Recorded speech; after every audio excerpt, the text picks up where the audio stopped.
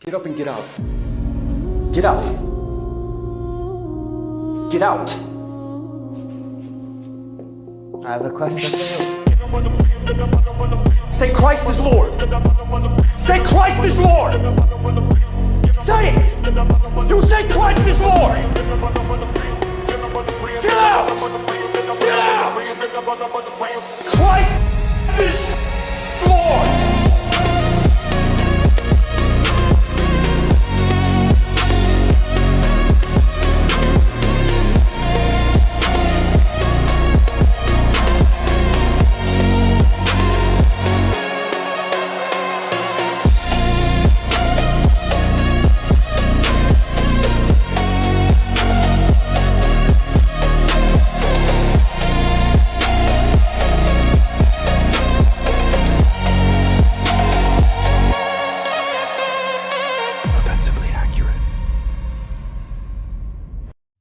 Hello and welcome in to another episode of Offensively Accurate. I do apologize for being late. The flu came back and I have a raging headache. So that is, I've not been having fun, if you will, and a lot's going on.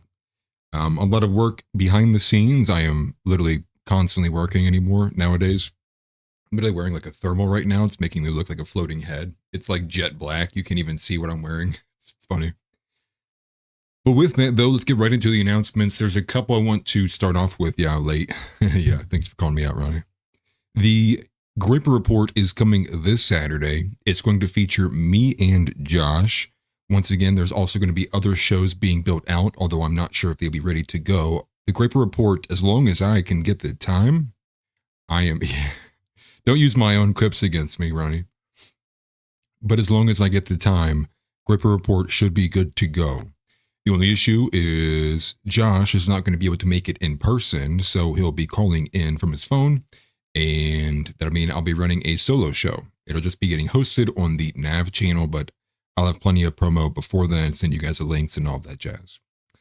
The second thing I would like to say is because of all of that going on, there are many of you I've not responded to so far, and I'm more than likely going to end up taking tomorrow off. Not because I'm sick. I don't feel the best. But to give myself a whole day, to be able to focus on what needs to be done for day one. So we're talking about intro visuals. We're talking about intro, the music, the actual kind of little drops, and some of that may come as we build the show out, but I would like to have a lot of it ready for day one. So we get off the ground, we hit the ground running, if you will. So for, people like Donnie, Michael, Biggest Dickus, there's a lot of you guys who I have not been able to respond to yet. Whether you guys reach it out to DM and otherwise, I'm going to try to get a hold of you guys as soon as I possibly can. So just bear with me, just a lot happening. So with that though, we're going to get into today. Today's going to be fun. We have a lot of gay stuff going on today. It never ceases. It never stops. And a lot of it's going to be about Seth Dillon. If anybody saw the video I put out earlier today, that is going to be one of the featured stories. We're going to cover a bit of that, and as well as how that is expanded. And they're getting so predictable, right on cue. Everybody in Seth Dillon's army, quote posting and going after Candace. We'll get into that. Republicans overall are a bunch of flaming cowards, but what is new? That is the same old, same old. And yes, you won't believe it. We have another leaked racist group chat. Wow, wonderful, awesome. We're going to explore that. And guess what? It was leaked to Politico for the second time. That's crazy, almost as if Politico has somebody in a Republican circle that we need to figure out. And to top everything off, Amazon is going to be laying off well over 500,000 people because AI is taking over. Let's get into it.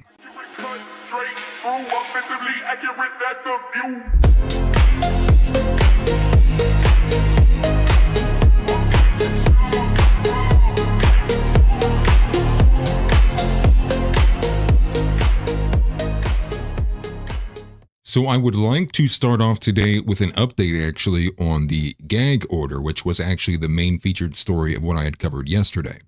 The reason why I would like to cover it is because you guys do not even know how much time I spent looking for the official documents. I spent forever looking through all of the court dockets, the appellate docket. I was searching by actual case number. I was searching by criminal number. I was searching by everything, and I couldn't find it. Everything on Utah's side of the public records was saying that it didn't exist. Well, as of about 20 minutes, literally before I went live, I would have missed this had I not been late, actually. From Sam Parker, we have an update.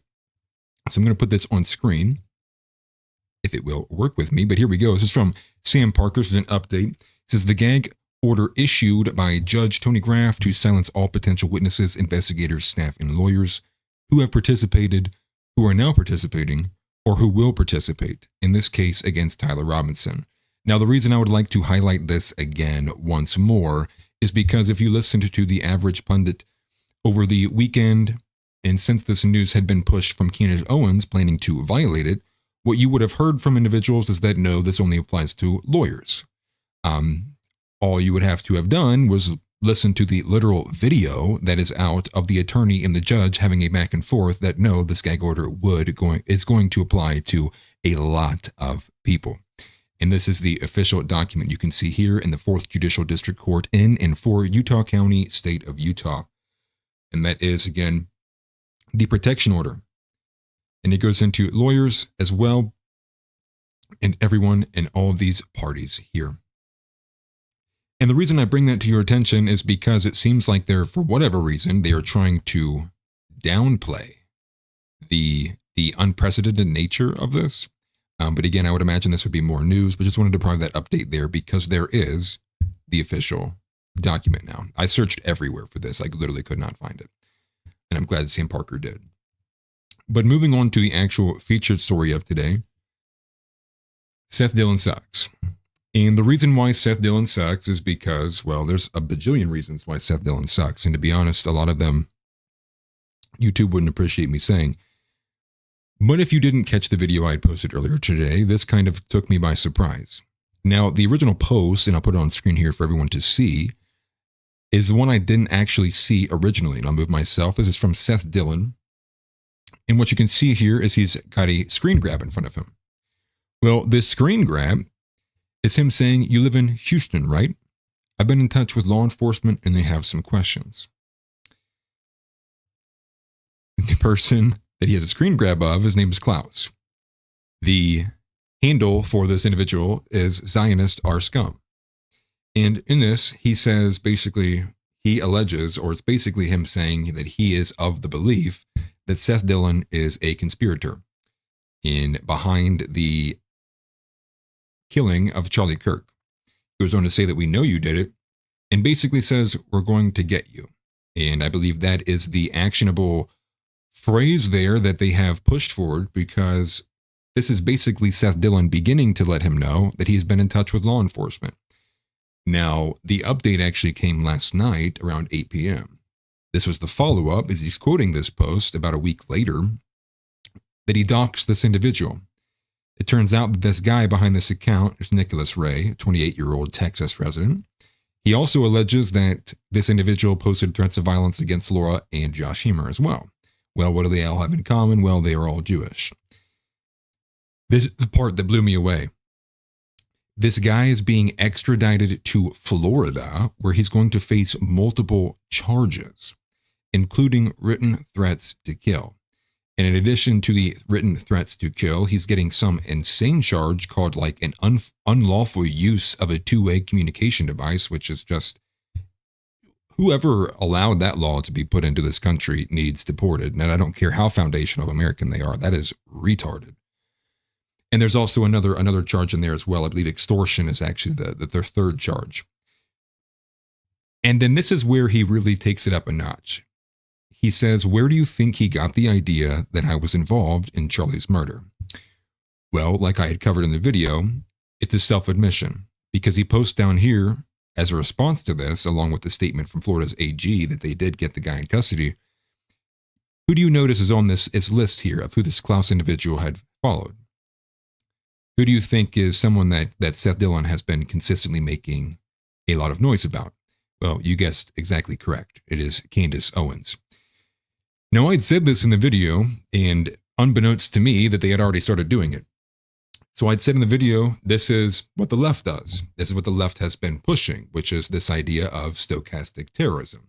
The idea that a commentator can even, the idea basically is that even without an explicit call or a direct call for any kind of incitement of anything, the idea is that they can indirectly do it. And that opens the door for basically a very subjective case of what is a call for incitement. I thought we had moved away from this. I thought the left had given up on such a retarded idea. And it looks like I think they pretty much have. The only issue is that the left wing is very well and alive inside of the Republican Party in the conservative matrix. And that was the point that I had made. Seth Dillon is no different than a leftist. Him and James Lindsay are essentially attached at the hip. And above all, let me not forget this too. The entire thing is written, let's go to the Attorney General actually, his response here. This is the public statement from the Attorney General letting them know that he made, and this is the first thing I'll say here, was notified of multiple specific death threats made to Jewish conservative media members who live in Florida. And like I said in the video, remember this forever. Every time Seth Dillon brings up anything in response to Christianity, how Christians should behave, period. Remember this, burn it into your brain. Secondly, they go after an investigation. They got an arrest warrant for Nicholas Ray of Spring, Texas. So they further even dox him even more. He's in custody and he will be extradited to Florida to face charges of extortion, written threats to kill, and the unlawful use of a two-way communication device.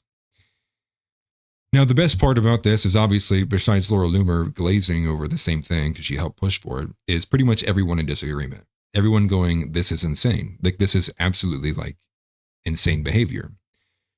The one thing that I didn't actually realize, but it was posted by the Village Crazy Lady, who you will know by Mel, I believe, and she's a regular feature on Candace Owens. Candace Owens puts her tweets up pretty often. She, and I didn't even think about this because I'm looking up the guy's tweets in real time. He's right now got extradited to Florida and is facing criminal charges, but his X account didn't get banned. It didn't get suspended.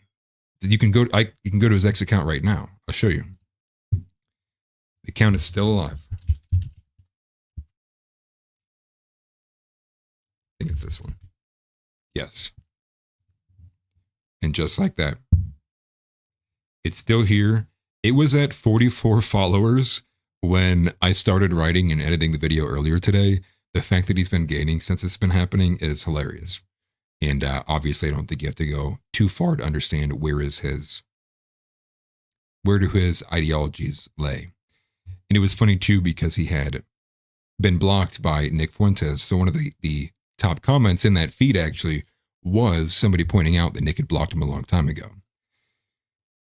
And that was the point that I'd used to essentially say I do believe that the whole point of this drumming up of this idea of stochastic terrorism is to start to put Candace Owens in a corner.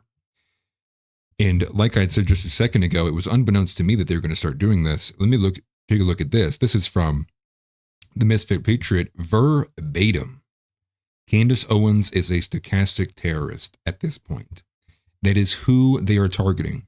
So they got the message from this, right? Seth Dillon didn't say anywhere anything about Candace Owens, but it's very obvious. It's subtle, right? She's at the bottom here. Maybe he's talking about Paul Miller, right? Mr. Gypsy Crusader over here. Maybe it's this Israel Exposed page. The idea, it is clear. Now let me look at this. Here's Abby Libby, another one of these groupies. Once again, what is she saying? What Candace is doing is incitement to violence. Again, Seth Dillon did not mention Candace by name. They are there. This is how they do it, right? This is how they push it. It's one step at a time. It's slowly. It's like Seth Dillon never made the accusation, but everyone in that circle definitely understood like what the purpose of that was. And I'd even cut on to that myself, especially because of how often Nick does, disavow all the violent rhetoric, a harder thing to even, push on him as many times as he said that. So I also see that along this, you have Alex Clark also posting similar things to this. Maybe this is the beginning of the censorship coming back. Because I'm going to be honest, that is one of the softest things I've ever seen anyone even be. It is an absolute miscarriage of justice that we're going to get you. Like if that guy truly does believe and he's totally allowed to believe whatever he wants to believe, I mean, as it sits right now, then yeah, if he's saying we're going to get you, there's no way you can make that. You can say without a doubt, this was 100% an intent to harm somebody and nothing else can be considered. That's insane. We're going to get you. We're going to get the deep state. We're going to get Epstein. We're going to get, I mean, what is every person in the world all of a sudden going to get ushered into a Florida jail cell because we said we're going to get? It's a very common phrase. And there's nowhere in there that says like a personal, like, I'm going to do this to you. Now, sure, you can make the argument, but I think with everything considered, you would go no. And I think even in comparison and contrast to what the left wing does, it's like, this is insane. Hassan says things out like off the cuff randomly, on air almost every day, that it's worse than that. Nothing's even happened to him. And the main point that I had brought out about that too was, do you guys think that, like, what do you think that this Klaus, that guy, thinks, right? Do you think that through this experience, he's now like, wow, dude, I guess you guys don't have any control at all. Oh, you're totally right. After this, I'm 100% convinced you guys had nothing to do with it. This is exactly how I would respond if I was being accused of things. I'd have them thrown in jail. If somebody came at me with an accusation, I'd throw them in jail. So I don't understand the purpose of what are they trying to gain by publishing this, right? By posting it. Now, Laura Loomer also posted the guy's mugshot and bragging about, like, look what we got done. Look, we got this guy thrown in jail. Innocent until proven guilty. He better win his case. And honestly, if he wins his case, I would say that Seth Dillon, Laura Loomer, and Josh Hammer need to be investigated for fraud.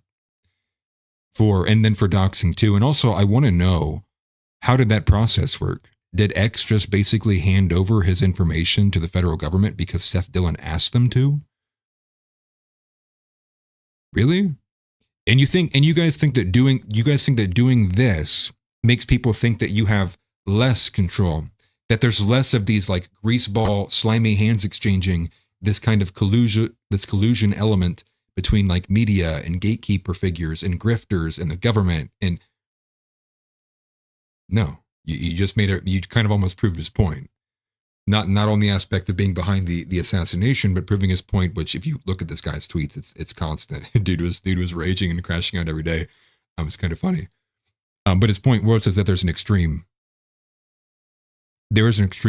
amount of influence, and that's part of what the underpinning a lot of the frustration is, that we don't want the Israeli influence.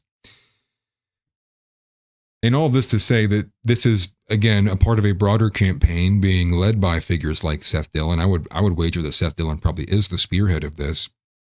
You could put Laura Loomer up there as well. But he's been having a campaign against Evan Kilgore for, I can't even tell you how long now. It's been at least about a week now. All because Evan Kilgore had an older tweet about Hitler. And then now he's talking about bad ideas or like cancer. And so, I mean, it's just like, you don't even need to read this absolute trash. But here he is, the free press. Wow. The free press? Really? Do you guys remember like who actually just recently bought the free press? Does anyone have an idea of who recently bought the free press? We've been talking about him like crazy. Larry Ellison. What does Larry Ellison love, right? This is like Barry Weiss's original work. I mean, dude, it's just. And then here's the article that he links it to. He's like, everybody needs to read this article. By who? Oh, that's crazy.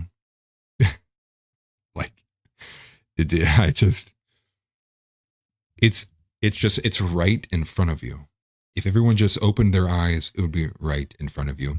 But that's the next idea here, which is no enemies to the right. And so what you have is, I think Josh has been, not Josh, Zeb, forgive me, I misspoke. But Zeb and Josh have been pushing this idea, right? Netter. I don't know if that they were the ones that coined that term, but netter, right? No enemies to the right. And it's this idea that when we have, no friends to the left, I like that better. The idea basically being is that when they say, what they're basically saying, with Seth Dillon and all these gatekeepers, that they're saying there's no friends to the right. Meaning that, like them and Ben Shapiro, they're continuing this push to gatekeep and tone police what's happening on the right. Now, Evan Kilgore is who Seth Dillon has been going at, but in the broader spectrum, it's Matt Walsh who has been continually been getting, sniped by some of these other people. That actually became a trending topic on X today. So the trending topic here is, and we'll get to the more racist group chats, but the right-wing netter. So let me go to here. This is the aggregate link that actually was pushed by X earlier today. Leaked racist Telegram chat fractures young Republicans amid Kirk assassination fallout. So it's everything all mixed together now, right? It's all of these. See how the news cycle built on itself, the culmination. So what you first have is like this change of heart because of the Kirk assassination. You have many right-wingers immediately because of what happened there. They go, we're not being right-wing enough, right? We're not radicalized enough. And you saw that. I think a lot of people, they came closer to their faith. I mean, even if it was on the margins. But then that builds into the first group chat that was leaked. And the first group chat that was leaked was loaded with a bunch of these young Republican individuals. It's a lot of people. And what do you have from there? You have regular, normal, real conservatives going, nope, fine by me.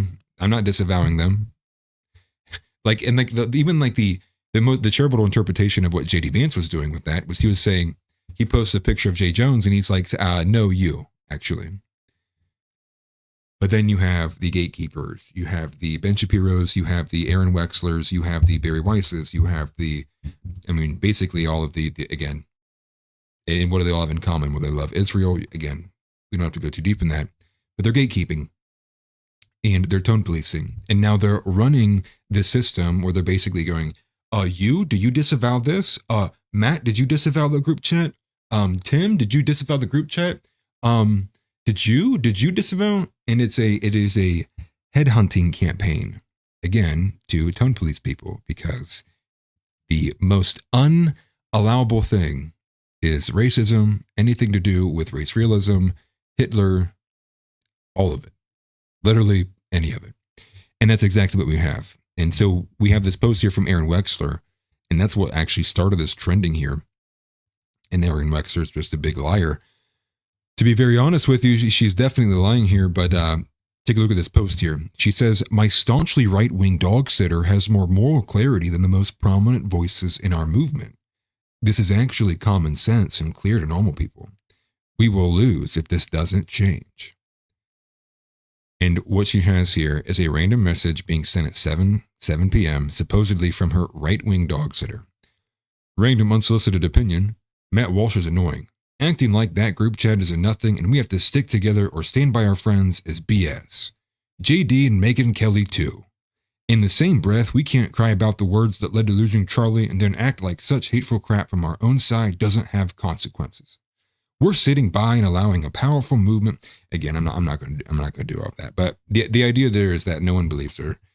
No one believes her that this was, sent by it. I'll even reference John Ward here. He says, I too enjoy stealing my dog walker's phone to screen cap a sent message I already have as a blue message on the phone in my hand. Yeah, I don't buy it. No one believes it.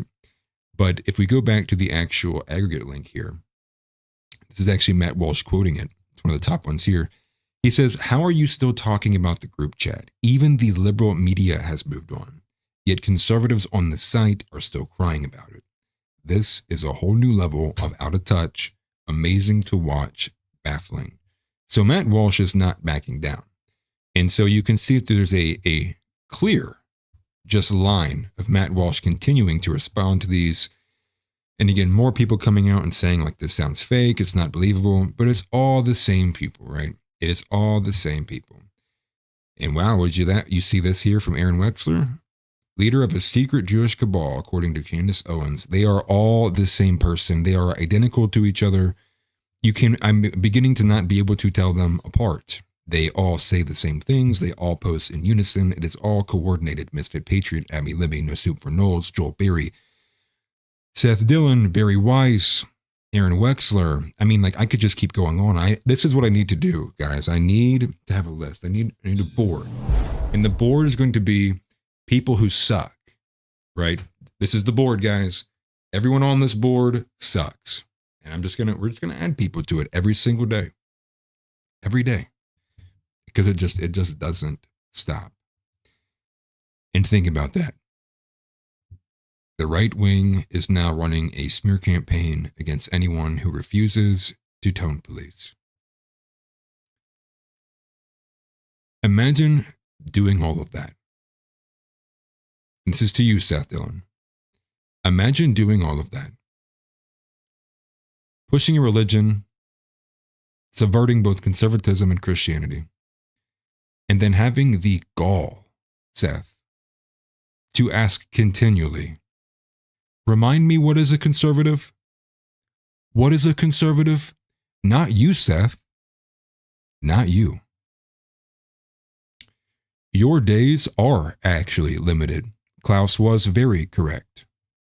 Your days of acting as if you are a conservative pundit will soon be done. He's going to have to move to the left.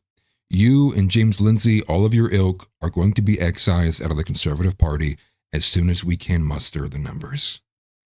No more of this. No more of this. Constantly hiding behind this identity, avoiding talking about your identity, avoiding talking about how Jewish you are, and then giving all of these ridiculous opinions that aren't Christianity because you don't know the theology, because your only entire goal is to push things to a very secular framework that you can again manipulate for your ilk. Seth Dillon, I promise you, your days are numbered. You will not exist in this space for very long. And the same thing goes for James Lindsay, Joel Berry, all of you guys. I've been thinking about this for a while, and I think I will start to make a new series that will continually target these people every single day, follow them with their updates, and will continually match it to, is this conservative? Is the behavior exhibited by these people conservative? And hopefully by after the second video, you'll go, no. But the pressure has to be applied. And this is once again, this is who is we? See, Seth Dillon says we, and he abuses it. It ropes in people who aren't like Seth Dillon. They don't want anything to do with Seth Dillon. But because Seth Dillon is so good at lying and manipulating him, whatever words he chooses to do so, there are people who continually get the wool pulled over their eyes. This grift, this pro-Israel, this Zionist grift, is a literal cancer to this country, to conservatism. And just like how those brothers said on that TikTok we watched a couple of streams ago, the damage that has been done by people like Seth Dillon to conservatism, to Christianity, to white men in this country, to the white people in this country, to Americanism, to everything that is America, can't even be articulated with the English language. We would need iconography to help tell the story of how much Seth Dillon has taken from the average American person. What he has been a part of has been such a destructive force for what is actually good and holy in this country. Seth Dillon is a pariah. He is a pusher of lies, dude. He gets up on his throne every so often and says, wow, the Babylon Bee got hit for this or suspended for this, and it's the most minute, non-provocative thing ever. He is a joke, and he should not be trusted. He should not be listened to. Seth Dillon should be viewed as an enemy. Seth Dillon should be viewed as bad as Hassan Piker. Seth Dillon should be viewed no different than Destiny. They have nothing to offer conservatism, thus they need to be excised, period. Period.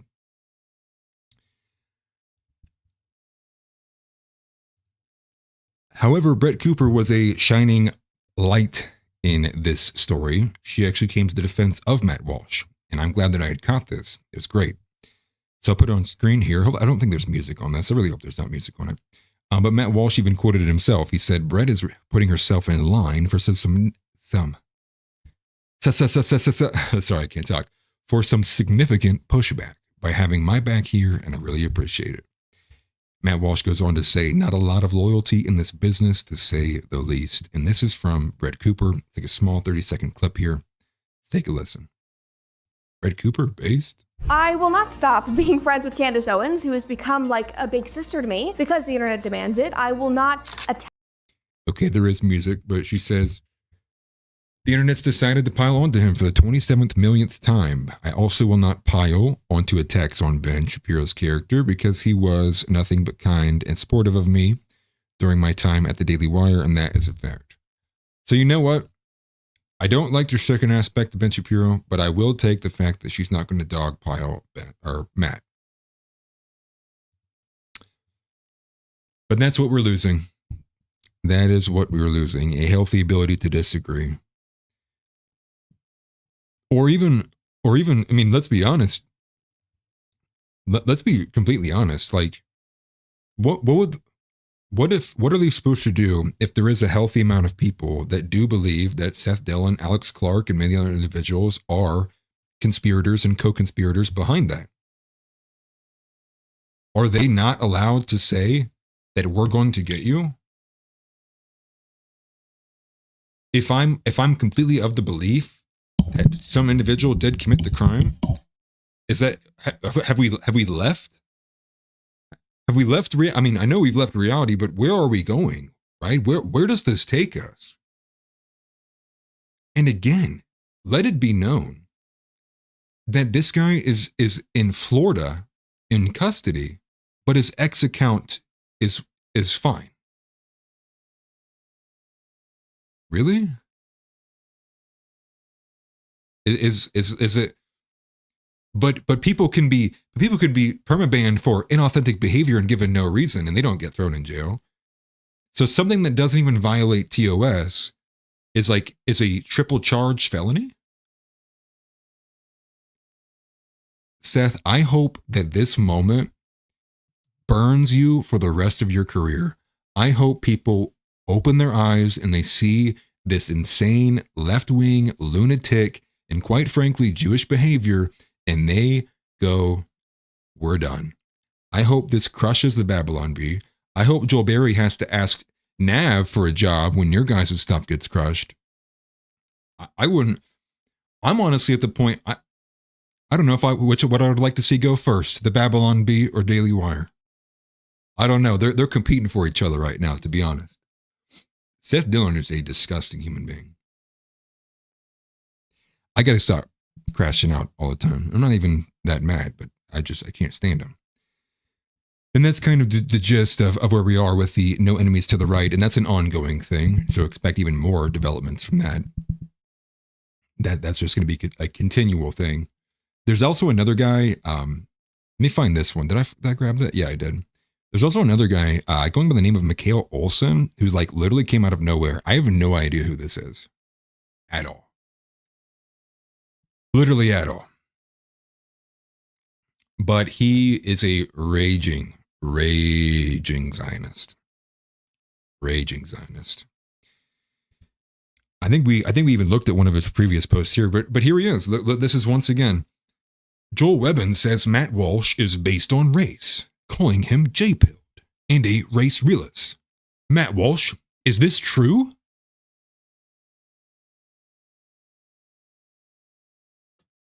Like,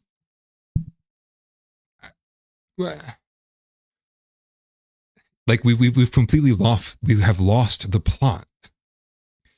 But Mikhail Olson probably never was on our plot to begin with.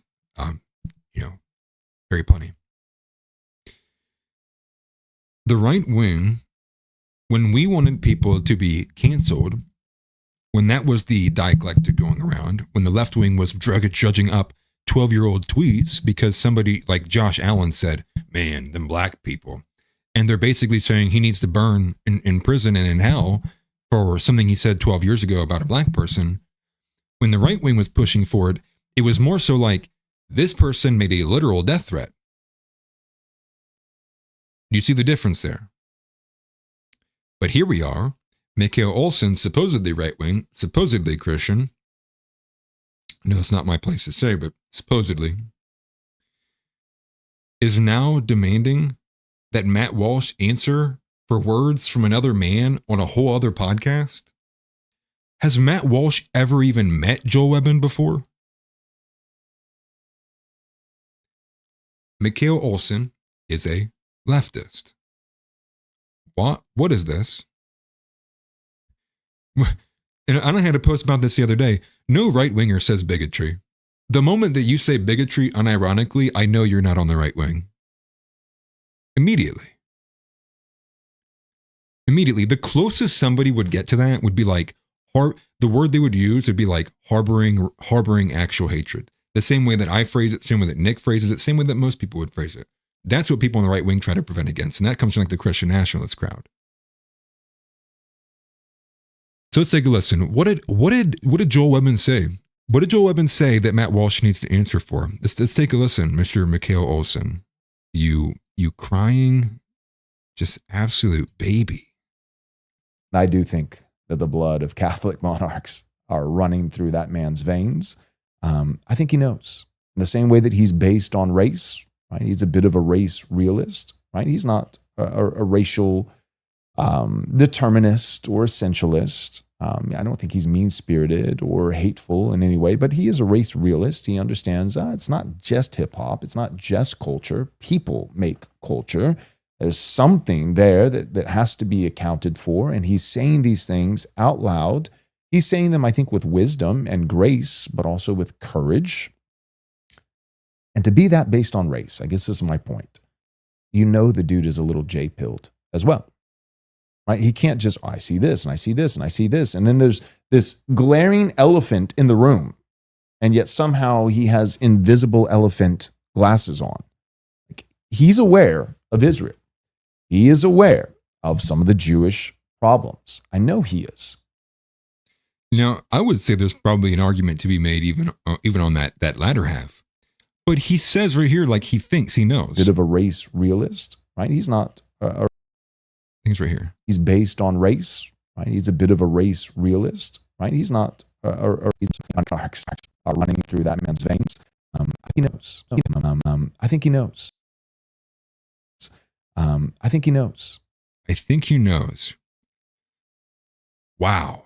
So Mikhail Olson is making Matt Walsh answer for what Joel Webben thinks, hypothetically, about Matt.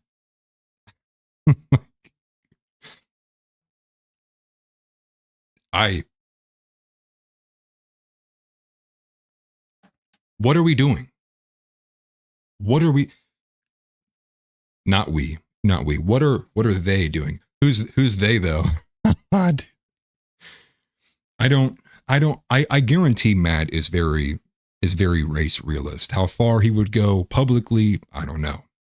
Not sure on the Israel aspect, given how the fact that he continually works for the same people on that element. But again, there could be an element of maybe he just wants the money, something like that.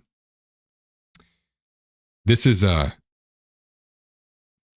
just mind-blowing behavior exhibited by the right wing. Mikhail Olson sucks. Seth Dillon sucks. Abby Libby sucks. Joel Berry sucks. Barry Weiss sucks. Aaron Wexler sucks. They all suck. If you are a Zionist, you more than likely actually know you guaranteed you suck. Absolutely, you suck. And it's not going to improve. It's not going to improve until we get these politicians to go, no. You know what? I don't think I will. Will you disavow Steve Rogers?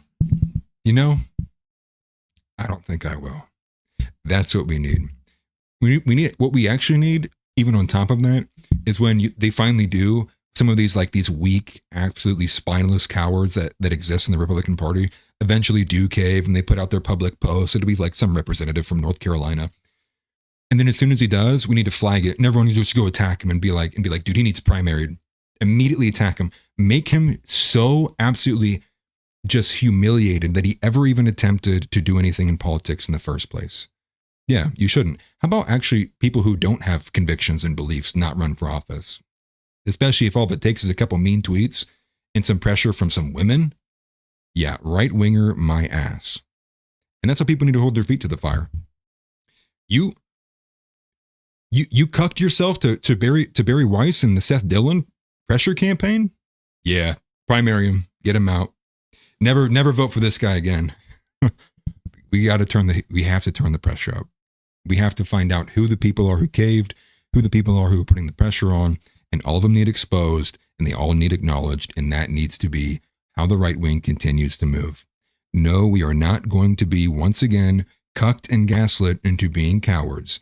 We are not going to sit here once again while everyone who is non-Christian tells Christians how they're supposed to behave. Those days are over. That era is over. And Seth Dillon can continue to try it, but his career will burn down in flames. So there's that. We'll cover a bit more of that, I'm sure, throughout the week. Obviously, that's not the end of where that is going. And definitely smash the like button if you've not already. That helps the channel tremendously. I'm sure we'll have more. I'm sure this will lead itself to an argument if it's not developing right now on X as it is. To move off of that, though, to actually take a hard segue into something different, this is actually going to be a bit step into technology in the world of tech, and more so the takeover of AI. Now, this had caught my attention. Just floating head stream tonight. I know my jet black shirt doesn't help, but saw this from Dominic Michael Trippi, and this is mind blowing. Amazon to robotize 75% of their operations, which will replace over 5,600,000 workers with robots. Now, I don't know if they plan to do this in phases or how they plan to begin to lay these people off, but that is a massive number. Now, the reality is this is one of the first things I thought about is, do you seriously think that the operations that Amazon is going to robotize are only Amazon operations? Or do you think that many other companies probably have very similar operations and could similarly robotize themselves? Now, I would guarantee you for some of these other companies, whether it's like, IMB or insert any like Honda or Ford or insert any other major company, maybe it's not 75%. But it definitely is probably somewhere, it's like 30%. Maybe they'll robotize, 45%. Maybe they'll robotize 60%. But if every single company begins doing that, and it is resulting in massive amounts of layoffs, already at the point where we're not getting deportations, we are seriously putting ourselves in a position to get absolutely screwed. I suspect, and I told this, I had a call with Josh Vandernord earlier today. I'm going to be honest. I suspect if this continually goes the exponential route that technology continues to go, Andrew Yang will be the front-running candidate for 2028 because UBI will have to be a conversation we have to have immediately. And it's one that I've not even put that much thought into, but it's one I've always speculated about because that seems to be the direction we're going, which is that AI robotics is going to take over much faster than humanity can adapt and innovate to understand how we can then now adapt and live, into this world where much less labor is needed from humanity. And what is that going to do with the money supply? What is that going to do in terms of like support systems? Does that not almost beg the idea that the government is going to have a robust and comprehensive system to help pay people and then allocate how much people? I mean, it's terrifying to think about that. And when you see Amazon doing it, especially like a couple of days removed from what everybody probably remembered when YouTube went down, but that was an outage because the Amazon servers went down. Actually, one of the other companies I continued to do work for part-time, they went down. There was, I think it was like Snapchat and Fortnite, and I don't know if it was Roblox, but like many of these like live service companies that rely on these Amazon servers, gone, just out. And I can't remember what the specific reasoning was, but it was just on Amazon's side of things. There was some kind of, root cause, and they had to work to figure it out. And I think everything's back up and running now. But I mean, just think about that, right? What if even McDonald's robotizes 15% of their operations? And let's just say 10%. Because I want to do easy numbers and easy math. Let's say McDonald's does 10% of robotizing their operations. Well, let's say on average, every McDonald's employs 20 people. Well, that means 2 people from every McDonald's is, you might get your order in less than 5 minutes. That's funny. True, actually, very true, which is also sad. But then say every McDonald's now fires 2 people, lays off 2 people. And say every Burger King does that. Say every Wendy's does that. Say every Panda Express does that. Say every White Castle does that. Say every, I mean, it can go on and on and on. I mean, I would imagine you guys are getting the picture here. We are not in any position to handle this at all. At all. And I was watching this story. There was a viral story of a girl who was doing DoorDash. And she was doing DoorDash, and she had went to leave an order at the door, only to when she arrived at the address, the door was wide open, and what she sees is the guy is visible from the doorway, laying on the couch with his pants down. Now, the reason why the story went viral is because, what did she say? Well, she said that because she had to witness that, she was sexually assaulted. You guys see where I'm getting at? See, the idea that we are going to, for one, pragmatically be able to handle what's going on is a question by itself. But the idea that people are going to emotionally and mentally be able to handle things going on if things get bad is a whole other question in and of itself. And the reason why I bring up that story is because DoorDash fired her, deactivated her account, basically told her, you are insane, never work for us again. And she's losing her mind. You can find like a 4.5-minute video of her like raging at the screen. She's like, I'm the victim. It was me. Because she was already like one half step away from being in a full state of psychosis. And that's all that it took. Now imagine that happening across the country en masse. Imagine hundreds of thousands of blue-haired, liberal, septum ring-wearing nut jobs all having this kind of enragement of sorts all at once, where they lost their jobs, they're going nuclear, and it's because AI is taking over and they can't get any kind of welfare or whatever. Maybe that will be the catalyst for civil war or revolution. Maybe that will be what sets everything off. It'll be the AI takeover for all the people who weren't already participating in the No Kings protest coming out, and similarly to how Wall Street was, become this mass of multiple protests happening at once, but just generally people just upset at what is going on in their country with the systems. And that's something that's going to have to be explored, immediately. I don't think any candidate can run in 2028 without having a platform for AI. I would wager that becomes the leading ticket item in 2028. Because let's think about it. The front runner for the Republican Party is more than likely going to be J.D. Vance. What is his biggest pushback?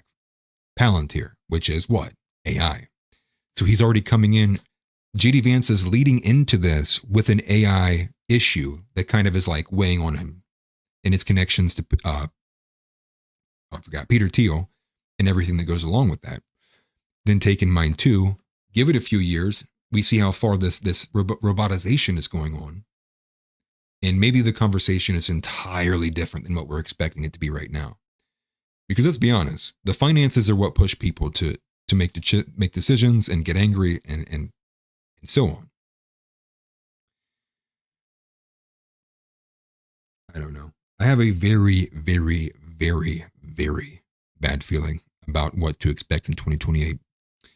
And I think even Alex Jones has already endorsed RFK. Somebody said RFK may surprise. RFK, I believe, is running. Looks like Thomas Massey will be running. I haven't seen any more on Steve Bannon. I know there was a supposed leak that Steve Bannon had filed. I'm not sure if it was official or not. It's gonna get spicy. It's gonna get spicy. And meanwhile, the right wing is telling you to not be racist. It's like, you know what? I think the last thing I care about is like how my words made you feel when I feel like the Terminator may take the world over in a couple of years. Do you understand like how that doesn't, I don't care about that. How the do not give a F about that that's my number one feeling to that. Yeah. So I just want to give you an update on that. I do find it to be terrifying. 600,000 people from just one company alone. And obviously Amazon's massive, but still, that is a lot of people. It is a lot of people because I think even it's a fraction of a percentage, but in mass, in the bigger picture, that will still affect a lot of things. A lot of families, a lot of now, certain areas and regions all across the country, a lot of families now needing, unemployment benefits, etc. It will strain the system. And it's not like what? Not like we have plenty of money to be handing out right now. Well, unless you're Israel or you're Ukraine or, you're literally any other foreign entity that's not serving American interests. You guys get as much as you want. Americans, not so much. So wanted to go to a other featured story, and that is actually that we had an update on the racist attack that happened in Cincinnati. Now, I had not covered this as much as I would have liked to, but it kind of fell out of the news cycle by the time I had gotten around to it. But we have an update from that, and I'll put it on screen here. This is that there's new footage released. It was from the libs of TikTok, who I saw that it was posted from. I'm going to go ahead and pause it here, but I'm sure many of you remember it. The city of Chicago finally released footage of brutal, unprovoked attack of Kathleen Miles. Oh, forgive me. This is the one that happened in Chicago. Forgive me. I entirely messed myself up. But Kathleen Miles, by suspect Sean Livingston, filed a FOI request. So we had to file a Freedom of Information request to even get this. But the reason why it was viral was because when people saw the video from what they had, I mean, like, that's just insane. That's awful. But when they had showed the video, what was the first thing? What was everyone's first response when they had showed the video? Did she say it? Did she say the word? Because if she said the word, he can actually literally, he can do whatever he wants to her. He gets 5 seconds where he can do whatever he wants to her. Everyone, that's the rule, right? Yeah. That is just like, imagine seeing a man beat a 60-some-year-old lady. I don't know if she's 60, but she's older. And your first thought is, what did she say to him? What? My first thought is like, why is this man beating an old woman? He's probably going to end up killing her. But no, people saw the race and they go, well, if she said it, she probably deserved it.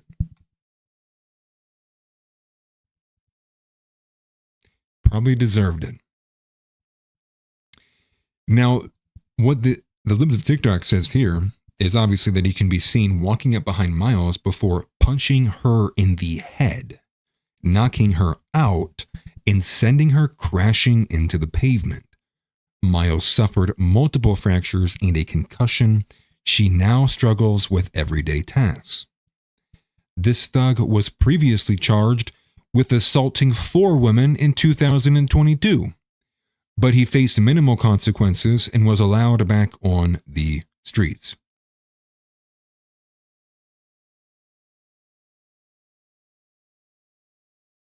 We have a serious problem in this country, and that is the fact that the law does not apply equally depending on race.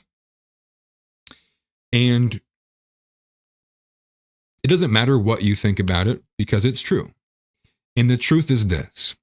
The truth is that if you are black in this country, you can commit even some of the most violent crimes known to man, and every judge and defense attorney in this nation, especially in urban areas, will leap and crawl naked over broken glass and Legos to be able to make sure that this black person serves as little time as possible, and that is up to and including the killing of small children. There's no disagreement with that. That is the reality. Now, what we can do with this reality is what we are continually doing, which is acting like it's not happening. Well, acting like it's not happening actually makes my life harder, because what I would like to do is for all of our Christian nationalists to not harbor genuine racial hatred. But the continual push from the media, gatekeepers, and pundits that there is not a clear and distinctual happening between the races that is not applied equally. Just like Steven Crowder said on the barbershop video, you are going to make the most racist generation of people known to man. because there's only so much someone is willing to lie to themselves before they rip themselves out of the matrix system you have built for them. And that's the reality. This is not even a statement over which race and that race. That is the reality. And the more that it continues, the more to expect that the racial tensions will continually get insane. And by insane, I mean we're right now, all everyone can talk about is like, are people going to start firing guns at each other? All because the media and this system is trying to continually overlay onto people this reality that is actually a delusion. And the more that every person, and quite frankly, the average white man is being shoved with saran wrap and being suffocated with this lie, you're going to make something happen that is going to be probably much worse than any Christian nationalist could ever want.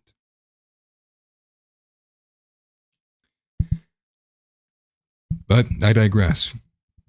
So we know it. Conversation won't change. Conservative leaders refuse to acknowledge it. We're still, half of the conservative movement is and imagine that. Imagine everything we just talked about with Netter, right? No enemies to the right? All of these pro-Israel Zionists just constantly pushing for tone policing because, for once again, racism is the throne. Racism sits on the throne in this country. There is no greater that if you blaspheme, it's racism. That's what it is.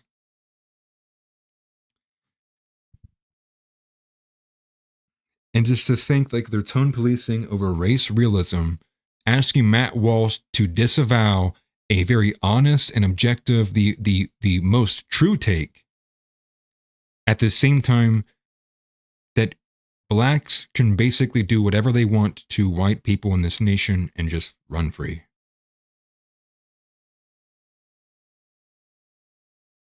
And you think, and that's just a part of it. This is just one element of it.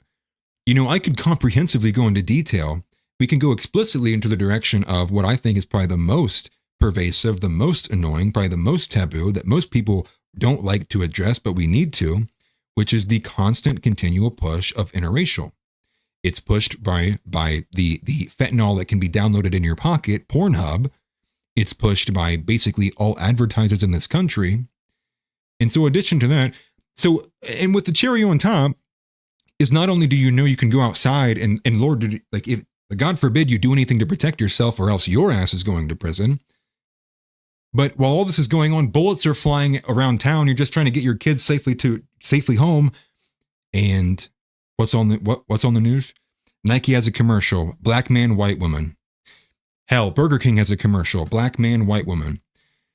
I don't know. Life insurance, black man, white woman. I don't know. It's a car commercial, black man, white woman. And all of this again, and I've kind of characterized it like this. It's like this vibrational hum in the background. It's like, and if you're in a good mood, you can kind of really like tone it out, or tune it out. Forgive me. But if you're really kind of crashing out, and you see stuff like this, you can feel it. It's like you can almost see it. It's like your vision's like shaking. It's like you know that everything that is happening, that is going on, that's being pushed, is like this artificial and synthetic signal meant to make, especially demoralize white men and white people in this country. And it also goes to black people as well, and black men specifically, actually. Less so black women at all, but more so black men, very specifically on the interracial aspect. And why would they want that? Because it demoralizes everybody. It puts men in these extremely awful, weird social taboos, which is how do you even address that without the immediate pushback being the gaslight of wow, all you think about is black people and porn, and then we wonder why white men just decide to literally blow their brains out. We wonder why men ages 18 to 34 just decide, you know what, it's better to die young. I would do anything but take one more breath on this planet. And then you have the audacity for people in the right wing to push for more feminism, push for more of this absolute, just effeminate tone policing. They don't care. They never cared. The Republican Party, quite frankly, does not have the interest of young men or men in general at heart, and they never will. It has to stop. It has to stop. Because no matter what you think about it, we get to the point where 60% of men are entirely extremely radicalized with no ability to even procreate, no honest belief of purpose in this life. It'll become terrorist central. It will become what they keep pretending that it is. I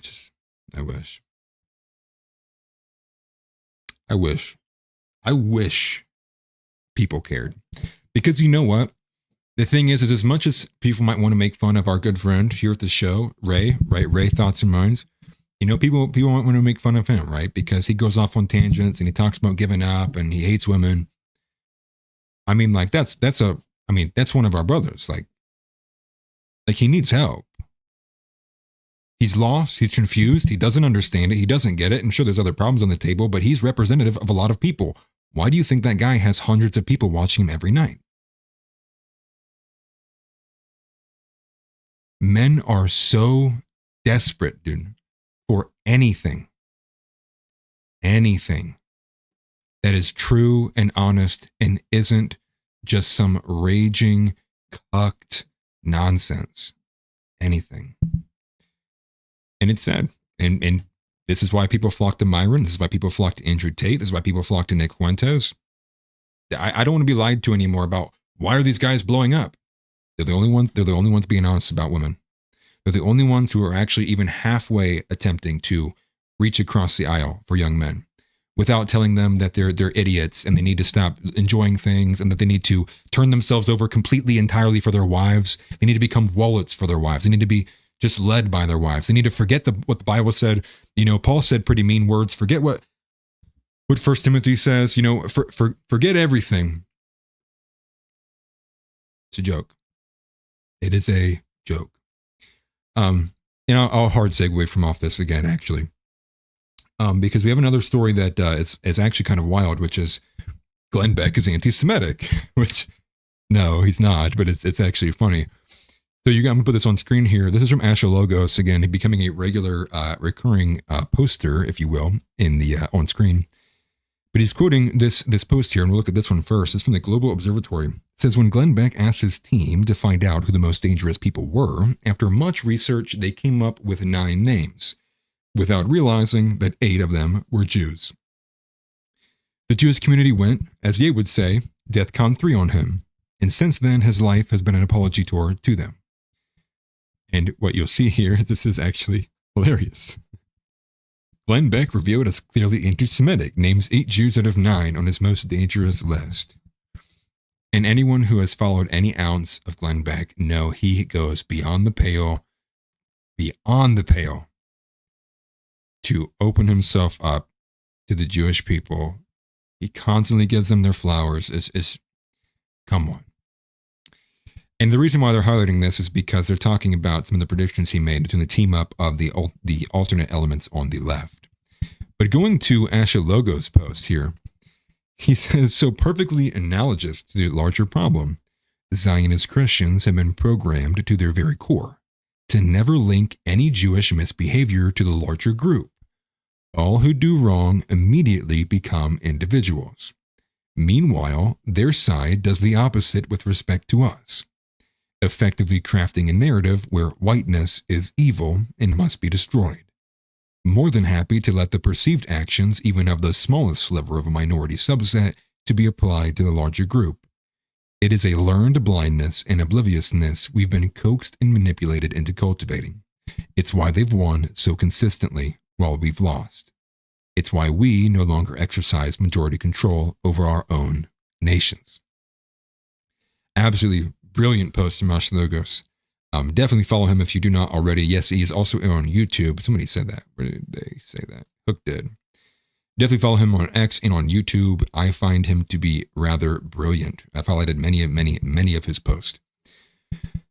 And he's spot on. But let that be known that there's no level of which that you could flagellate yourself. There's no level of which that you could whip yourself on your back, cut yourself in front of them. That would ever let push them out of the demanding you always pledge your loyalty. There is no amount of being a friend as a Gentile, if you will. Crazy thing to think about with Glenn Beck, to be honest. Like that's the guy who basically cried on air because his application for dual citizenship was denied. Which I don't know if he ever got it, actually. Did he get dual citizenship? Does anybody know in chat? Did he ever actually get it? I feel like it actually got denied to him.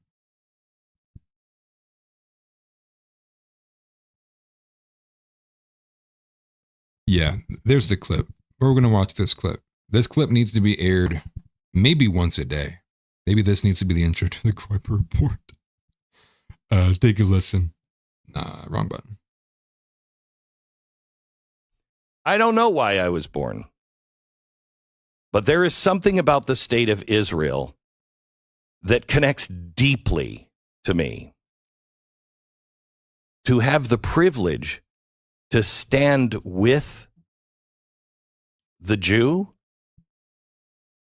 is a tremendous honor, spiritually. So I want to read a letter that I wrote that I am sending to the state of Israel. To Prime Minister Benjamin Netanyahu and the honorable officials at the state of Israel. In this moment, I have chosen to ask you for citizenship in the state of Israel. I have nothing to offer but my voice of support. And some might say that my support might be more valuable as an independent voice. Perhaps they're correct. But my request for citizenship is not about words, it is about deeds. Why, one might wonder, would I want to embrace a heritage and identity that is so ruthlessly hunted down again and again? Yet it is precisely during such moments that we must choose to stand. Listen, if you ask another country for citizenship, you have forever surrendered being an American, period. And you know what? If they deny you, you become a de facto Jew because you will no longer have citizenship in your home country. You will become a nomad. The fact that this is 2 straight minutes just cut from one show of him just glazing over Israel. I'm positive he got denied, though. I'm very positive he got denied. I anticipate no privileges or exemption from the state of Israel. I instead yearn to align myself with those willing to rise, to fight, and sacrifice for the fundamental right to live. Is this not what both Israel and America embody? In closing, my desire for dual citizenship does not stem from any expectation of gain, but from a deep-rooted belief in standing with what is right and true. 10 years ago, I took my children to Israel for the first time, but we first visited Auschwitz in Poland. I told them, you cannot understand Israel without the Bible or Auschwitz. May Israel remain an eternal flame of hope, a beacon of resilience. That's crazy. I don't think I've ever heard him say that, dude. Run that back one more time, Glenn. Visited Auschwitz in Poland. I told them, you cannot understand Israel without the Bible or Auschwitz. That's crazy, dude. That's crazy, dude. As Nick says, he's doing tricks on it, dude. Doing tricks on it. He's sliding on it. I'm going to take my pole dancing lessons from Glenn Beck. Man, that was a performance. And the crazy thing is, too, somebody brought it up, right? That he's Mormon, right? And all the Mormons that I know are more anti-Semitic than the evangelicals. So something's not connecting here, man. Maybe he just wanted to You know, maybe he saw the truth, was confronted with the truth, and he ran from the truth. Maybe he wanted to, he'll do anything but accept what Christianity is and what it actually is supposed to be and represent. It's sad for me, and I probably told you guys this story a lot. Glenn Beck was my intro into right-wing politics. And that was who I listened to a lot, getting into right-wing politics, and largely from my father, too. And, you know, and back then, when it was just a lot more of, to me, a lot more just the right versus left, it seemed like he was very good at what he did. Yeah, we all evolve, right? You know, and maybe Glenn was better previously, maybe back in the day, and is worse now. I don't know. You know, I listened to him when I was like 6 years old on the AM station, like what was it, 6:10 AM, with my dad. We listened to that instead of the radio. So maybe that explains a bit more of maybe why I'm so politically oriented and have a political bent. You know, I didn't listen to Taylor Swift in the car. I didn't listen to the good old 90s. I listened to Glenn Beck rip on leftism. It's sad. But with that, we have made it to the community submission. Today we have some photos going over that I've not had a good chance to look at, but I'm sure you guys might be surprised if you've not seen them. This is today's community submission. So today's community submission was sent to me, and it was a post that was actually originally sent, it was like from Stu Peters, but I grabbed the one from Morgan Ariel. And this is what was sent to me. It's from Morgan Ariel, and she says, "What in the actual F? It is very possible that Tyler Robinson was never on the roof of the day of Charlie Kirk's assassination." She tags director, Indian guy, Kash Patel. "We want answers, and we want them now." So what you guys are going to see, and I will open these up a bit more individually so we can see them better. Open this image in a new tab. So I'm going to zoom in here. This top image here is supposedly Tyler Robinson at 8:07 a.m. I have not, and I'm going to start this too, I have not checked or vetted anything here. So take everything presented in the community submission with a massive grain of salt. But this is supposedly who they're saying is Tyler Robinson versus the photo that they said is Tyler Robinson at 11:49. Now, if you zoom out here and we go down to this image, if Google will let me, you can see that the man, again, this guy right here, can be seen directly after the shot was fired, running away. Caught right here on the outside. Now, the question is, does that mean that this is Tyler Robinson? I don't know. And the larger photo, the more high definition one, is also pushed here. Now, like you'll see in the top comment here, the guy says it's a totally different guy. He says larger size shoes, longer sleeve shirt, different shirt color, a lot lighter, but just a totally different guy altogether, for sure. So supposedly that's the guy. Looking at those white shoes there, looks like he's got the white shoes there, same getup, so possibly. Ears are wrong. But I think that's the idea here, though.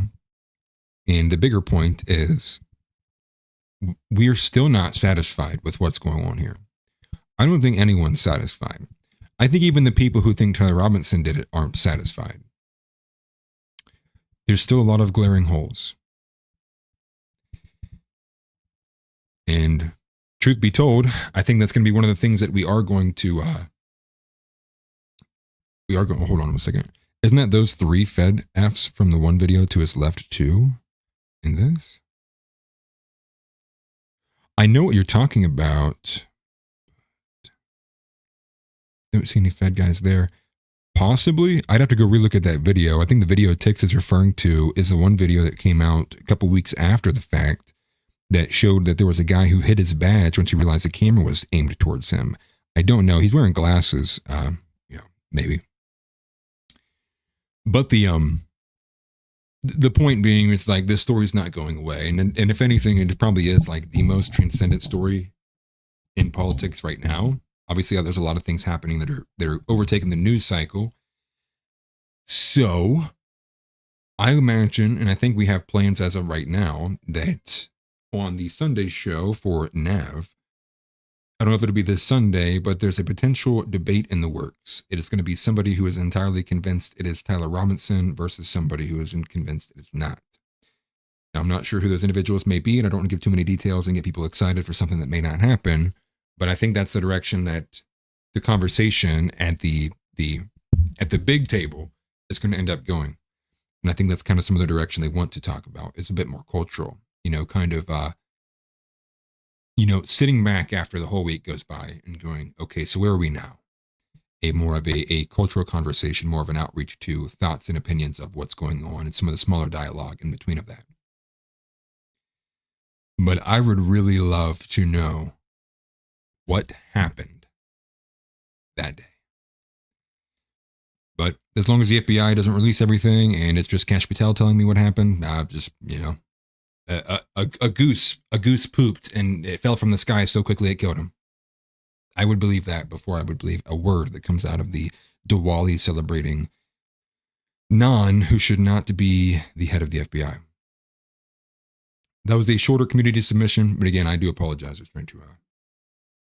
trying to ultimately get things prepared as quickly as I could. Mugger Fogger, I'm glad that you said this. I addressed this yesterday, and I changed the thumbnail on the video, and I've probably going to have to move to unlist it once it 48 hours. But no, Nick canceled. Supposedly that's what the Timcast had said. Tim Pool basically put a very short post out, literally an hour after the announcement came from the Timcast news account, that Nick had to reschedule. Nick also didn't have a show last night. So I'm not sure if he's like traveling or like what's going on. Maybe there's just something behind the scenes we just don't know about.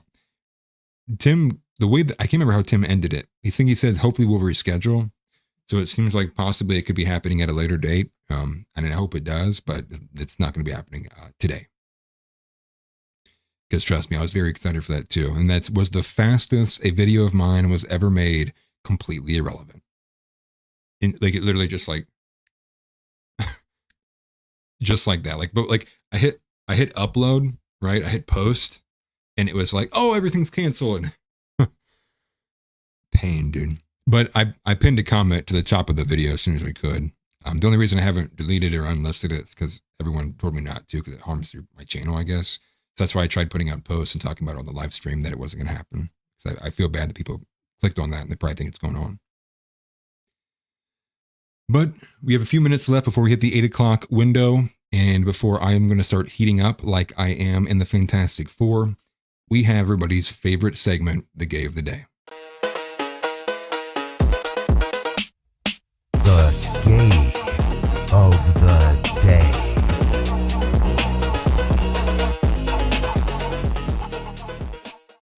So the Gay of the Day today is 3 parts. It's women in church, it's Emily Austin, and it's Tommy Robinson.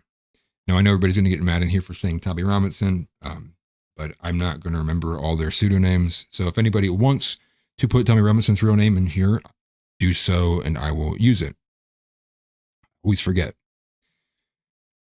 So it's 3-part, and I guess we'll start with the longer one, and this is Tommy Robinson. I would imagine someone's going to be putting it in the chat here soon. I know for some people it bothers them that I don't use that name, but he's more widely known as Tommy Robinson.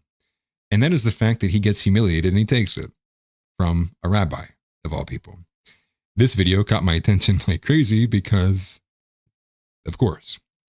Now what you'll see here is this is from Chris Menahan.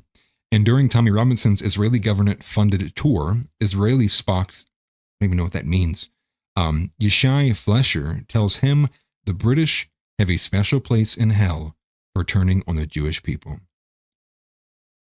Okay, Donnybrook is saying his real name is Stephen Christopher Yaxley Lennon. Wow, that's actually very close to Tommy Robinson. But continuing, Chris Menahan writes that Robinson, who fashions himself as a British nationalist, just sits there and takes it, assuring him Brits love Israel. Let's take a listen to this beautiful, beautiful clip. The UK has got a special place in my heart because on the one hand, they really helped give birth to the Jewish state in World War I. The Balfour Declaration, the San Remo Accords, the mandate for Jewish Palestine, the UK was at the forefront of that. And then they turned on us. Yeah, I was about to say that. They turned on us, man. And therefore they have a special place in hell for turning on the Jewish people. You were like doing this great thing. You were helping Israel be reborn after 2,000 years of exile, and it was, you know, it was a biblical value. It was also a defense for UK value, but it all turned on us. Can we turn it back? Can we turn it back? The British government have just turned on Israel. But when they've been turning on us for a long time. Yeah, but when we say they, it's the British government. So let's separate the people from the establishment. The establishment have turned. It's like when the American establishment were in power under Joe Biden. The American people didn't support that. The British public don't support what the British government have just done. If it was put to a democratic vote on whether the British public wished to recognise the state of Palestine, it would be a resounding no. It would be a resounding no. That's what I thought this was about, which was the UK moving to recognize Palestinian statehood, which many other countries in Europe and across the UN have. But that is just sad. That is just sad. Yep.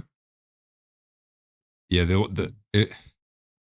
that's what the British people should have been doing. It should have been concerning themselves with the interest of a people that is not their people's. And thus, because they didn't, all Brits now have a special place in hell. You can't make this up. And again, I'm telling you, I will tell you again, just constantly put every time there's Israel or a rabbi or any time that you see it, every single time, put it in a folder. That folder will be massive by the time you get to the end of the week. I'm not even joking. That's the first one, the longer one, and it's a bit more of a let's go ha-ha funny at Tommy Robinson. The next one is more aggressive, and it's shorter. But this is Emily Austin, who had officially launched her show today. No joke, we'll go to this first. She's ripping off Candace. I don't know if you guys can see that, but you can see the pink/purple background with the 3 original photographs. And herself on the left-hand side, she is directly ripping off Candace Owens. This is Candace Owens' typical thumbnail format. Shameless, Emily. Shameless. But she always has been shameless. And what is she responding to here is this post that now has almost 1 million views and has less than 1,000 likes, has more replies, a original ratio, as we like to call it. She says, I'm officially launching Hot Girls for Cuomo. If you are a hot girl for Cuomo, I want to hear from you. This woman is a conservative. Wow, you guessed it. Yes. How did you know? Dude, you guys are great. Dude, you guys are the best chat. Look at this. Look at this. What is this? Hot Girls for Cuomo. Dadsky, you did it again. I could just see my chest start blowing up. That's funny. Hey, I appreciate you greatly, brother. You are entirely doing too much. I appreciate that. Please don't put your family out. But thank you very much. Dadsky with 20 more gifted memberships. Thank you very much, brother. I appreciate that. Listen, somebody's gonna have to pick up the burden, dude. Dadsky can't be doing it all alone. Yes. W's in the chat for Dadsky. That's massive. Thank you very much. I appreciate that greatly, man. Thank you. Oh, he says, bro, you're working here over 1 hour deep in no supers. It's fun. It's fun. I do. Obviously, I appreciate the supers, but I do get that obviously not everybody can contribute. I do appreciate it though very much, man. Thank you. I would do this even if I, even if I wasn't making as much money. I was doing it before I was monetized, man. But thank you very much. And shout out to Dadsky. That's now 3 streams in a row, 50, now 20. Absolutely massive, man. Thank you. And because of that, I will be putting out more members only content because Dadsky's forcing me to. He's got a gun to the back of my head. He said, make members only content. I'll give you members. The good stuff, man. That's 120 subs from Dadsky alone. That's awesome. Single-handedly gave me a members community. Dadsky, I appreciate you greatly, man. Thank you. I'm gonna have to think of something I can do for you, man. I do appreciate it, man. I'll get to work. I'll send it to Nav and see what they do for their guys as well. I need ideas for stuff like that. I can't articulate how much I appreciate that. But going back to Emily Austin here, she's officially launching a Hot Girls for Cuomo. And let's just play it. It's only 7 seconds long. You suffer and I'll suffer. So today, I'm officially starting Hot Girls for Cuomo. So if you are a hot girl for Andrew Cuomo, I want to hear from you. Well, the first thing I would say is Emily Austin needs to lose some weight. The second thing I would say is this is entirely an operation to support a Democrat purely because they are taking the anti-Islamic, the anti-Zohran Mamdani, it is like aggressive, man.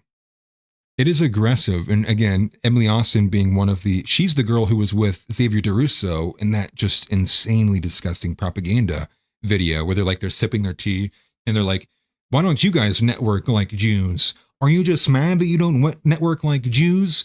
You musty anti-Semites? I don't even remember what they were saying at that time. It was a struggle to make it to that video, and I don't. And there's no qualms if you didn't make it.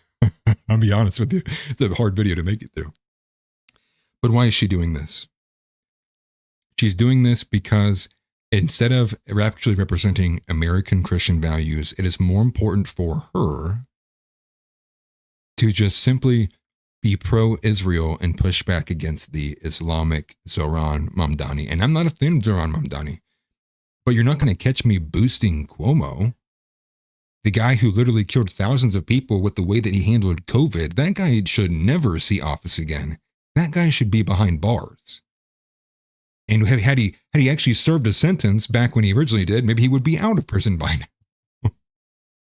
So what are some of these comments here? Evan Kilgore, WTF. I like that one.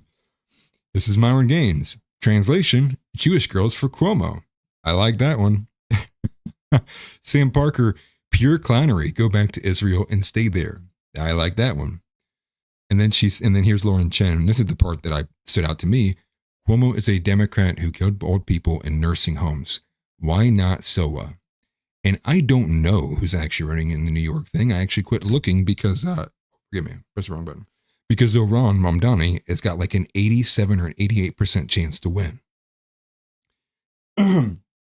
Cuomo's not making a comeback, and not at this point either. I bet you there are people who don't like Indians but are still voting for Zohran Mamdani simply because they like the fact that he's very anti-Israel. Until the rest of the mainstream can actually grasp the actual strength and impact of that issue in the mainstream, Republicans are going to continue to lose. Continually just going to lose. And you have Arthur Corn Lee, going WTF. You have Alex Rosen. This group is valued at $7,000. The Right Wing Coalition, shout out to this guy. I recently came across his channel from somebody I think posted it either in Nav or in the Discord. But he's a YouTuber, and definitely go and follow him. He makes slightly a bit different videos from me, more so kind of cultural and long-winded. He's got good content. Definitely check him out. But you just can't. And, and Emily Austin, obviously being one of the named people, she was like directly asking Netanyahu questions. Like, her prerogative is Israel. Don't let her lie to you. It's all she cares about. It's how much she can propagandize for Israel, and more than likely because she's being paid very well for it. Very handsomely for it. And it's also kind of insane to me too that how does an influencer get to 3.3 million followers on platforms, but they don't have a YouTube channel? She's just starting it. You mean to tell me that she's existed in this political space without having any kind of real substantive content? Is she seriously just making TikToks?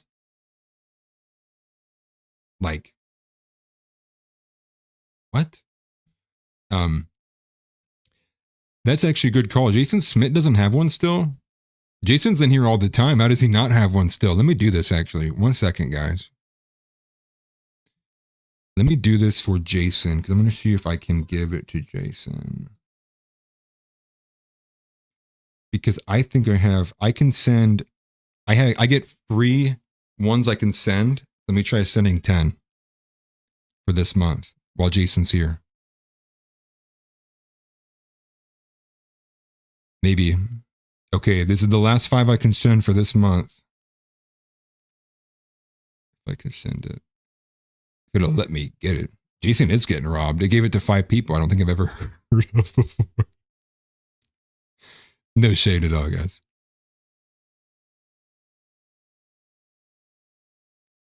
Is he going to get it? Man, Jason, are you blacklisted on YouTube, dog? I'm about to just Venmo you $5. I'm sorry, man. I tried getting him in there. I'm gonna personally email Jason my members only content. Rigged, dude. It is, bro. I wish I had more say over who I could actually send it to. That's awesome. Listen, we'll get you. We'll get you. We're gonna get Jason. That's your new mission. Actually, let me write that down. Over here.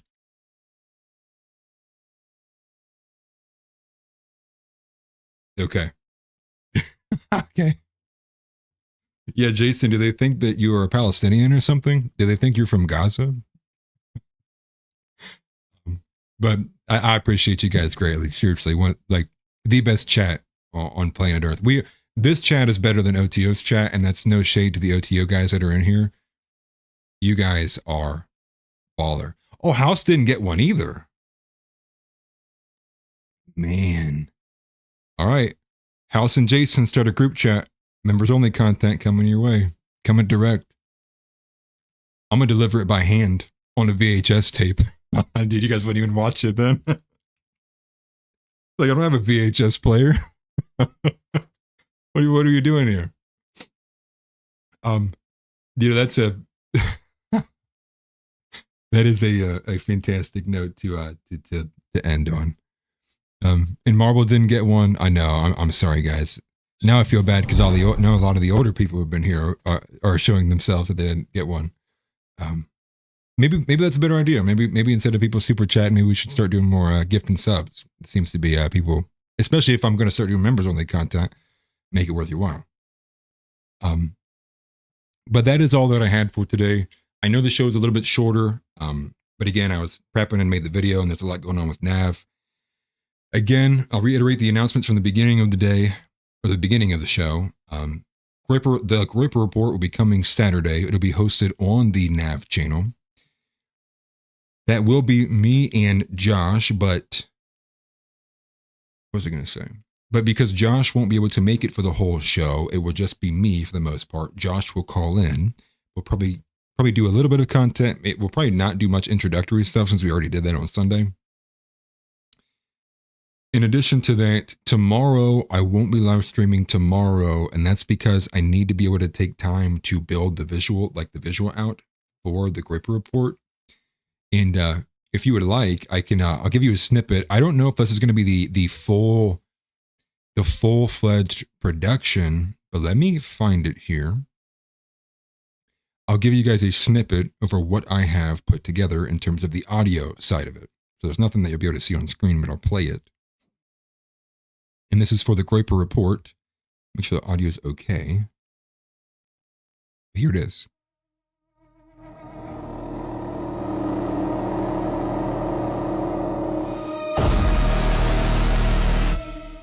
Welcome to the Groiper Report. Introducing the most racist men alive. They are shutting it down as we speak. Welcome to the Groiper Report. Sexist. Racist. Phobic this, phobic that. Terrorizing women across the country. Telling them to wear clothes. Saying all women are mid. Minorities fear them. The president has them on speed dial. Your body, my choice. Brought to you by Frog Aura Maxing. Brought to you by Frog. Giga Chat Central, yes, thank you for asking. They all must go. Welcome to the one and only. Defending the last white men on Earth. Atlas Thugged and Josh Van Der Nord. This is the Groiper Report. So that's what I've come up with so far. That took me so many credits in Suno. I was remixing and re-editing and remastering and trying to get something more cinematic, something more of like an actual intro. So I don't know if I might rework it a little bit because he says Graper a bit weird and he says Vandernord a bit weird, but I don't know how much time that would take me to get it to sound perfect. So maybe I'll just work on it in due time. But I want to give you guys a snippet before I go. But hopefully people will appreciate that, and I got to get a good visual taxi match with that as well. But guys, I appreciate you all. I can't explain or articulate just how much I do appreciate having conversations and seeing you guys in chat. Christ is King. I hope you guys are doing well in your own personal lives. I know a lot of times it can be hard to actually talk about struggles we have going on, and I do hope everyone's journey with Jesus and the walk in faith is going okay. Understanding that on those elements, you can always reach out to people in the Discord. We even have a segment and a channel on Discord for Christianity. And obviously reach out to other people in chat. We're all friends here. And I want to say that too, because, you know, it's not like I'm perfect in my journey in my walk with Christ as well. There's times when I struggle. There are days where I definitely struggle. And I want to let, you know, everybody know, like the main picture here is obviously seeking the kingdom of God. And that is our main prerogative here, you know, and making sure we can bring things back to what is actually truth, what is actually love, what is actually good, and not this false reality that everybody else wants to live in. But with that, I hope you guys have a good rest of your night. Christ is King. Deport Cash Patel and ban Pam Bondi from public life. Put her in a kitchen somewhere. I will see you guys on Thursday. Peace out, everybody. Get up and get out. Get out. Get out. I have a question for you. Say Christ is Lord. Say Christ is Lord. Say it. You say Christ is Lord. Get out. Get out. Christ is Lord.